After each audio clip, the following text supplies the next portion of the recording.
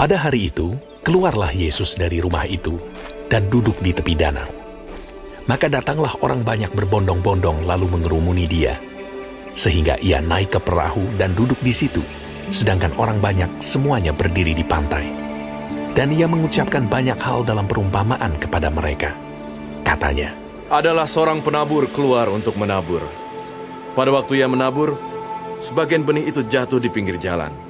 Lalu datanglah burung dan memakannya sampai habis. Sebagian jatuh di tanah yang berbatu-batu, yang tidak banyak tanahnya. Lalu benih itu pun segera tumbuh, karena tanahnya tipis.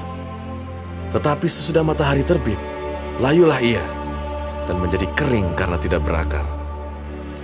Sebagian lagi jatuh di tengah semak duri, lalu makin besarlah semak itu, dan menghimpitnya sampai mati.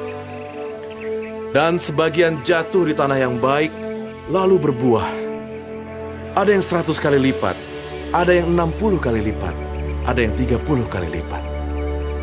Siapa bertelinga, hendaklah ia mendengar. maka datanglah murid-muridnya dan bertanya kepadanya. Mengapa engkau berkata-kata kepada mereka dalam perumpamaan? Jawab Yesus, Kepadamu diberi karunia untuk mengetahui rahasia kerajaan sorga, tetapi kepada mereka tidak. Karena siapa yang mempunyai, kepadanya akan diberi, sehingga ia berkelimpahan. Tetapi siapa yang tidak mempunyai, apapun juga yang ada padanya, akan diambil daripadanya. Itulah sebabnya aku berkata-kata dalam perumpamaan kepada mereka. Karena sekalipun melihat, mereka tidak melihat, dan sekalipun mendengar, mereka tidak mendengar dan tidak mengerti. Maka pada mereka genaplah nubuat Yesaya yang berbunyi, kamu akan mendengar dan mendengar, namun tidak mengerti. Kamu akan melihat dan melihat, namun tidak menanggap.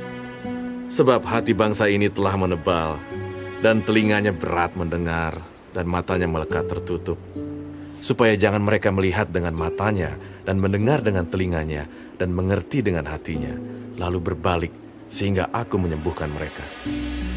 Tetapi berbahagialah matamu, karena melihat, dan telingamu karena mendengar. Sebab aku berkata kepadamu, sesungguhnya banyak nabi dan orang benar ingin melihat apa yang kamu lihat, tetapi tidak melihatnya, dan ingin mendengar apa yang kamu dengar, tetapi tidak mendengarnya. Karena itu, dengarlah arti perumpamaan penabur itu. Kepada setiap orang yang mendengar firman tentang kerajaan sorga, tetapi tidak mengertinya, datanglah si jahat dan merampas yang ditaburkan dalam hati orang itu. Itulah benih yang ditaburkan di pinggir jalan. Benih yang ditaburkan di tanah yang berbatu-batu ialah orang yang mendengar firman itu dan segera menerimanya dengan gembira. Tetapi ia tidak berakar dan tahan sebentar saja. Apabila datang penindasan atau penganiayaan karena firman itu, orang itu pun segera murtad. Yang ditaburkan di tengah semak duri ialah orang yang mendengar firman itu, lalu kekhawatiran dunia ini dan tipu daya kekayaan menghimpit firman itu sehingga tidak berbuah. Yang ditaburkan di tanah yang baik ialah orang yang mendengar firman itu dan mengerti, dan karena itu ia berbuah. Ada yang 100 kali lipat, ada yang 60 kali lipat, ada yang 30 kali lipat. Yesus membentangkan suatu perumpamaan lain lagi kepada mereka. Katanya, Hal kerajaan sorga itu seumpama orang yang menaburkan benih yang baik di ladangnya. Tetapi pada waktu semua orang tidur, datanglah musuhnya menaburkan benih lalang di antara gandum itu, lalu pergi. Ketika gandum itu tumbuh dan mulai berbulir, nampak jugalah lalang itu. Maka datanglah hamba-hamba tuan ladang itu kepadanya dan berkata, Tuan, bukankah benih baik yang Tuan taburkan di ladang Tuan? Dari manakah lalang itu? Jawab tuan itu, seorang musuh yang melakukannya. Lalu berkatalah hamba-hamba itu kepadanya, jadi maukah Tuan supaya kami pergi mencabut lalang itu? Tetapi ia berkata, jangan, sebab mungkin gandum itu ikut tercabut pada waktu kamu mencabut lalang itu. Biarkanlah keduanya tumbuh bersama sampai waktu menuai. Pada waktu itu, aku akan berkata kepada para penuai, kumpulkanlah dahulu lalang itu, dan ikatlah berberkas-berkas untuk dibakar. Kemudian kumpulkanlah gandum itu ke dalam lumbungku. Yesus membentangkan suatu perumpamaan lain lagi kepada mereka. Katanya, Hal kerajaan sorga itu seumpama biji sesawi yang diambil dan ditaburkan orang di ladangnya. Memang, biji itu yang paling kecil dari segala jenis benih. Tetapi apabila sudah tumbuh, sesawi itu lebih besar daripada sayuran yang lain, bahkan menjadi pohon, sehingga burung-burung di udara datang bersarang pada cabang-cabangnya. dan ia menceritakan perumpamaan ini juga kepada mereka. Hal kerajaan sorga itu seumpama ragi yang diambil seorang perempuan dan diadukkan ke dalam tepung terigu 3 sukat sampai khamir seluruhnya. Semuanya itu disampaikan Yesus kepada orang banyak dalam perumpamaan.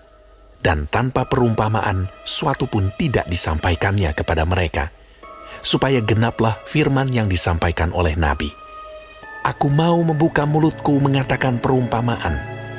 Aku mau mengucapkan hal yang tersembunyi sejak dunia dijadikan. Maka Yesus pun meninggalkan orang banyak itu, lalu pulang. Murid-muridnya datang dan berkata kepadanya, Jelaskanlah kepada kami perumpamaan tentang lalang di ladang itu. Ia menjawab, katanya, Orang yang menaburkan benih baik ialah anak manusia. Ladang ialah dunia. Benih yang baik itu anak-anak kerajaan, dan lalang anak-anak si jahat. Musuh yang menaburkan benih lalang ialah iblis. Waktu menuai ialah akhir zaman, dan para penuai itu malaikat. Maka seperti lalang itu dikumpulkan dan dibakar dalam api, demikian juga pada akhir zaman. Anak manusia akan menyuruh malaikat-malaikatnya, dan mereka akan mengumpulkan segala sesuatu yang menyesatkan, dan semua orang yang melakukan kejahatan dari dalam kerajaannya. Semuanya akan dicampakkan ke dalam dapur api. Di sanalah akan terdapat ratapan dan kertakan gigi. Pada waktu itulah, orang-orang benar akan bercahaya seperti matahari dalam kerajaan Bapa mereka. Siapa bertelinga, hendaklah ia mendengar. Hal kerajaan sorga itu seumpama harta yang terpendam di ladang, yang ditemukan orang, lalu dipendamkannya lagi. Oleh sebab sukacitanya, pergilah ia menjual seluruh miliknya, lalu membeli ladang itu. Demikian pula hal kerajaan sorga itu seumpama seorang pedagang yang mencari mutiara yang indah. Setelah ditemukannya mutiara yang sangat berharga, ia pun pergi menjual seluruh miliknya, lalu membeli mutiara itu. Demikian pula hal kerajaan sorga itu seumpama pukat yang dilabuhkan di laut, lalu mengumpulkan berbagai-bagai jenis ikan. Setelah penuh, pukat itu pun diseret orang ke pantai. Lalu duduklah mereka dan mengumpulkan ikan yang baik ke dalam pasu, dan ikan yang tidak baik mereka buang. Demikianlah juga pada akhir zaman. Malaikat-malaikat akan datang memisahkan orang jahat dari orang benar, lalu mencampakkan orang jahat ke dalam dapur api. Di sanalah akan terdapat ratapan dan kertakan gigi. Mengertikah kamu semuanya itu? Mereka menjawab, Ya, kami mengerti. maka berkatalah Yesus kepada mereka, Karena itu, setiap ahli Taurat yang menerima pelajaran dari hal kerajaan sorga itu, seumpama tuan rumah yang mengeluarkan harta yang baru dan yang lama dari perbendaharaannya. Setelah Yesus selesai menceritakan perumpamaan-perumpamaan itu, ia pun pergi dari situ. Setibanya di tempat asalnya, Yesus mengajar orang-orang di situ di rumah ibadat mereka. Maka takjublah mereka dan berkata, Dari mana diperolehnya hikmat itu dan kuasa untuk mengadakan mujizat-mujizat itu? Bukankah ia ini anak tukang kayu? Bukankah ibunya bernama Maria dan saudara-saudaranya Yakobus, Yusuf, Simon, dan Yudas? Dan bukankah saudara-saudaranya perempuan semuanya ada bersama kita? Jadi, dari mana diperolehnya semuanya itu? lalu mereka kecewa dan menolak dia.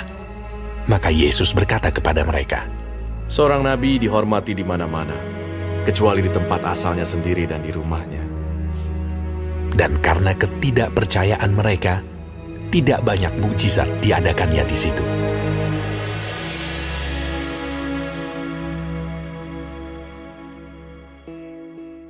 Pada masa itu, sampailah berita-berita tentang Yesus kepada Herodes, raja wilayah.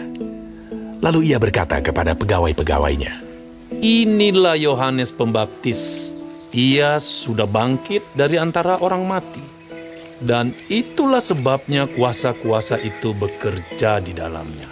Sebab memang Herodes telah menyuruh menangkap Yohanes, membelenggunya dan memenjarakannya, berhubung dengan peristiwa Herodias, istri Filipus saudaranya. Karena Yohanes pernah menegurnya, katanya, "Tidak halal engkau mengambil Herodias." Herodes ingin membunuhnya, tetapi ia takut akan orang banyak yang memandang Yohanes sebagai nabi. Tetapi pada hari ulang tahun Herodes, menarilah anak perempuan Herodias di tengah-tengah mereka dan menyukakan hati Herodes, sehingga Herodes bersumpah akan memberikan kepadanya apa saja yang dimintanya. Maka setelah dihasut oleh ibunya, anak perempuan itu berkata, "Berikanlah aku di sini kepala Yohanes Pembaptis di sebuah talam." Lalu sedihlah hati raja. Tetapi karena sumpahnya dan karena tamu-tamunya, diperintahkannya juga untuk memberikannya. Disuruhnya memenggal kepala Yohanes di penjara. Dan kepala Yohanes itu pun dibawa orang di sebuah talam, lalu diberikan kepada gadis itu, dan ia membawanya kepada ibunya. Kemudian datanglah murid-murid Yohanes Pembaptis mengambil mayatnya dan menguburkannya. Lalu pergilah mereka memberitahukannya kepada Yesus. Setelah Yesus mendengar berita itu, menyingkirlah ia dari situ dan hendak mengasingkan diri dengan perahu ke tempat yang sunyi. Tetapi orang banyak mendengarnya dan mengikuti dia dengan mengambil jalan darat dari kota-kota mereka. Ketika Yesus mendarat, ia melihat orang banyak yang besar jumlahnya, maka tergeraklah hatinya oleh belas kasihan kepada mereka, dan ia menyembuhkan mereka yang sakit. Menjelang malam, murid-muridnya datang kepadanya dan berkata, Tempat ini sunyi, dan hari sudah mulai malam. Suruhlah orang banyak itu pergi, supaya mereka dapat membeli makanan di desa-desa. Tetapi Yesus berkata kepada mereka, Tidak perlu mereka pergi. Kamu harus memberi mereka makan. Jawab mereka, Yang ada pada kami di sini hanya 5 roti dan 2 ikan. Yesus berkata, Bawalah kemari kepadaku. lalu disuruhnya orang banyak itu duduk di rumput. Dan setelah diambilnya 5 roti dan 2 ikan itu, Yesus menengadah ke langit dan mengucap berkat, lalu memecah-mecahkan roti itu dan memberikannya kepada murid-muridnya. Lalu murid-muridnya membagi-bagikannya kepada orang banyak. Dan mereka semuanya makan sampai kenyang. Kemudian orang mengumpulkan potongan-potongan roti yang sisa, 12 bakul penuh. Yang ikut makan kira-kira 5.000 laki-laki, tidak termasuk perempuan dan anak-anak. Sesudah itu, Yesus segera memerintahkan murid-muridnya naik ke perahu dan mendahuluinya ke seberang. Sementara itu ia menyuruh orang banyak pulang. Dan setelah orang banyak itu disuruhnya pulang, Yesus naik ke atas bukit untuk berdoa seorang diri. Ketika hari sudah malam, ia sendirian di situ. Perahu murid-muridnya sudah beberapa mil jauhnya dari pantai dan diombang-ambingkan gelombang karena angin sakal. Kira-kira jam 3 malam, datanglah Yesus kepada mereka, berjalan di atas air. Ketika murid-muridnya melihat dia berjalan di atas air, mereka terkejut dan berseru, Itu hantu! lalu berteriak-teriak karena takut. Tetapi segera Yesus berkata kepada mereka, Tenanglah, aku ini, jangan takut. lalu Petrus berseru dan menjawab dia, Tuhan, apabila engkau itu, suruhlah aku datang kepadamu berjalan di atas air. kata Yesus. Datanglah. Maka Petrus turun dari perahu dan berjalan di atas air mendapatkan Yesus. Tetapi ketika dirasanya tiupan angin, takutlah ia dan mulai tenggelam. Lalu berteriak. Tuhan, tolonglah aku! Segera Yesus mengulurkan tangannya, memegang dia dan berkata, Hai orang yang kurang percaya, mengapa engkau bimbang? lalu mereka naik ke perahu dan angin pun redalah. Dan orang-orang yang ada di perahu menyembah dia. Katanya, Sesungguhnya, engkau anak Allah. setibanya di seberang, mereka mendarat di Genesaret. Ketika Yesus dikenal oleh orang-orang di tempat itu, mereka memberitahukannya ke seluruh daerah itu. Maka semua orang yang sakit dibawa kepadanya. Mereka memohon supaya diperkenankan menjamah jumbai jubahnya. Dan semua orang yang menjamahnya menjadi sembuh.